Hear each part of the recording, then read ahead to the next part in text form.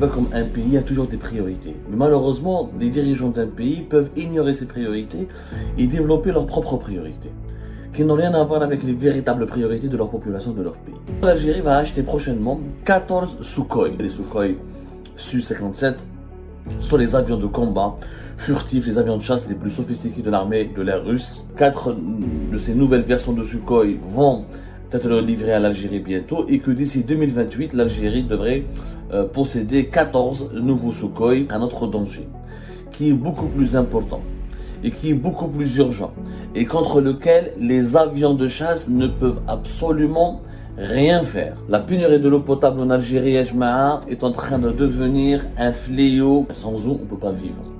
On peut vivre sans avions de chasse. On est vraiment mal barré. Et au lieu d'investir pour acheter des avions de chasse russes sophistiqués, on devrait consacrer notre argent pour construire des barrages, des stations de d'épuration d'eau. Les futures guerres, ce sera des guerres pour l'eau. L'eau sera plus l'eau, on parle déjà de l'or bleu. On parle déjà de l'or bleu. L'eau sera plus précieuse que le pétrole et le gaz. Je vais vous parler d'un sujet très important et je voulais faire une comparaison sur les priorités du réel. Comme un pays a toujours des priorités. Mais malheureusement, les dirigeants d'un pays peuvent ignorer ces priorités et développer leurs propres priorités, qui n'ont rien à voir avec les véritables priorités de leur population, de leur pays. Alors, les médias russes annoncent avec beaucoup d'insistance, les médias spécialisés en défense, en information militaire, etc., les médias russes, insistent ou la diffusent avec beaucoup d'insistance une information capitale, comme quoi l'Algérie va acheter prochainement 14 Sukhoi. Les Sukhoi, donc pour ceux qui ne connaissent pas les Sukhoi Su-57, ce sont les avions de combat furtifs, les avions de chasse les plus sophistiqués de l'armée de l'air russe. Et ils font partie parmi les avions de chasse les plus sophistiqués, les plus modernes et les plus efficaces du monde. 14 Sukhoi, ce sont les derniers exemplaires, les dernières versions du Sukhoi Su-57 Félon, qui promet d'être un bijou de technologie militaire. L'Algérie, depuis 2019, négocie l'acquisition de ces avions. Visiblement, un accord a été trouvé récemment et que 4 Sukhoi, 4 de ces nouvelles versions de Sukhoi vont être livrées à l'Algérie bientôt et que d'ici 2028, l'Algérie devrait posséder 14 nouveaux Sukhoi sophistiqués, des exemplaires développés et destinés à l'export par l'armée russe, ce qui va nous coûter au moins 2 milliards de dollars. Alors, c'est le groupe russe United Aircraft Corporation, qui est même s'il porte un nom anglais, en russe, on l'appelle OAK. Alors, en Russie, ils ont créé un grand groupe qui regroupe tous les fabricants, tous les avionneurs. Parce qu'en Russie, il n'y a pas que les Sukhoi, il y a les Sukhoi, il y a les MiG, il y a les Tupolev, il y a les Ilyushin, les Yakovlev, les Beriev, les Irkut. Chaque fabricant s'est spécialisé dans les avions de transport de troupes, dans les avions anti-incendie, dans les avions, les MiG, les Sukhoi, deux versions différentes, dans les avions de chasse, les Tupolev, les grands avions, les gros porteurs. On n'a pas de problème avec la nécessité de protéger la sécurité nationale, et avec la nécessité d'investir de l'argent pour moderniser nos forces armées. Sauf qu'il y a des priorités. Je crois que l'Algérie aujourd'hui dispose d'une flotte aérienne suffisamment bien développée, peut-être pas assez développée par rapport à beaucoup d'autres pays très riches et très puissants dans le monde, mais alhamdoulilah ya jama'a, notre armée algérienne a développé pas mal, elle a développé ses capacités énormément durant ces 10 ou là ces 15 dernières années. L'Algérie déjà, elle a des MiG, elle a déjà du Sukhoi, elle a déjà pas mal franchement, elle a déjà énormément d'équipements militaires. Mais on va pas entrer dans les détails techniques. Est-ce qu'il faut certainement, vous savez, le domaine militaire d'ailleurs, c'est comme les nouvelles technologies. C'est comme les iPhones et les smartphones, les Samsung. Il y a toujours un Galaxy Samsung qui est meilleur. Celui qui sort est toujours meilleur que le précédent. Les avions de chasse les plus modernes et les plus sophistiqués qui sont récemment construits seront toujours meilleurs que ceux qui ont été anciennement construits. Et si on continue dans cette logique-là, il faudrait vraiment chaque année dépenser des milliards et des milliards de dollars pour renouveler à chaque fois sa flotte, pour renouveler à chaque fois ses armes. Ce n'est pas possible, Yajma. Ce n'est pas possible, pourquoi? Parce que dans un pays, encore une fois, il y a des priorités. اليوم يا جماعة هادوك l'argent, tous ces 2 milliards de dollars que nous allons investir dans les avions de chasse, les Sukhoi, on en aura vraiment besoin pour protéger notre sécurité nationale contre un autre danger, qui est beaucoup plus important et qui est beaucoup plus urgent, et contre lequel les avions de chasse ne peuvent absolument rien faire. C'est la pénurie de l'eau potable. Je dis bien la pénurie de l'eau potable. La pénurie de l'eau potable en Algérie, est en train de devenir un fléau qui menace, je dis bien, qui menace la sécurité propre et physique des Algériens et des Algériens. Sans eau, on ne peut pas vivre. On peut vivre sans avion de chasse. Sachant que toutes les sources disponibles affirment quand même que l'armée de l'air algérienne dispose de plusieurs centaines d'avions. 169 avions de chasse. 98 avions de transport, 92 avions d'entraînement, 87 hélicoptères, 141 hélicoptères d'attaque, 70 drones, 71 avions d'attaque légers et 37 avions bombardiers. C'est-à-dire que nous ne sommes pas un pays totalement privé ou totalement déstructuré. Notre armée de l'air, quand même, adna les forces aériennes, alhamdoulilah, on n'est pas un pays totalement dépourvu de moyens de défense. Et les chiffres sont là. Les classements de l'armée algérienne sont régulièrement, parmi les autres armées du monde, sont régulièrement parmi les 30 ou 40, voire les 50 premières armées du monde. Donc, alhamdoulilah, on n'a pas à rougir. Voilà, on est un pays qui a de quoi se défendre. Je te fais un mot. On est un pays qui a de quoi réellement se défendre. D'ailleurs, les forces aériennes, on est classé parmi les 25 pays disposant d'une armée de l'air sophistiquée et puissante, avec des avions de combat, etc., et des moyens de défense aérienne. Par contre, au niveau de la disponibilité de l'eau, au niveau de l'accès à l'eau potable, au niveau de la sécurité hydrique, c'est-à-dire la sécurité hydrique, pour être c'est la possibilité de fournir de l'eau potable régulièrement et quotidiennement à sa population. On est vraiment mal barré. Et au lieu d'investir pour acheter des avions de chasse russes sophistiqués, on devrait consacrer notre argent pour construire des barrages, des stations de d'épuration d'eau, de dessalement de l'eau de mer et améliorer notre gestion de nos ressources hydriques. Sinon, je vous assure que nous allons connaître des périodes où l'eau va manquer cruellement dans notre pays. Tous les experts le disent, les futures guerres, ce sera des guerres pour l'eau. L'eau sera l'eau, on parle déjà de l'or bleu. L'eau sera plus précieuse que le pétrole et le gaz. L'eau, dans le Coran. Sans eau, il n'y a pas de vie. Alors, en Algérie, on ne peut consommer que 420 mètres cubes par habitant et par an.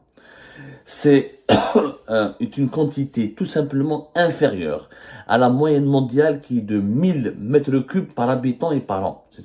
Ça, c'est le seuil de 1000 mètres cubes par an et par habitant qui a été déterminé par l'Organisation mondiale de la santé. Si un être humain consomme moins de 1000 mètres cubes par an et par habitant, si dans un pays on consomme moins de 1000 mètres cubes par habitant et par an, cela signifie que nous sommes dans une pauvreté hydrique. C'est-à-dire qu'on ne boit pas assez d'eau, on n'utilise pas assez d'eau pour son hygiène, pour sa nourriture, pour ses besoins économiques. L'eau, elle est utilisée partout. Les activités économiques jusqu'aux activités médicales. L'eau manque terriblement en Algérie. Abdelmajid Tebboune lui-même a reconnu, le président algérien, le président de la République, a reconnu lui-même en mai 2023 que l'Algérie ne sera plus capable de garantir de l'eau potable 24 heures sur 24. Voilà ce qu'il a dit le 6 mai 2023. Même si le citoyen ne pourra pas avoir de l'eau potable 24 heures sur 24, il sera toutefois alimenté quelques heures par jour ou sur un jour sur deux. L'Algérie n'est plus capable d'offrir de l'eau potable. Elle n'est plus capable.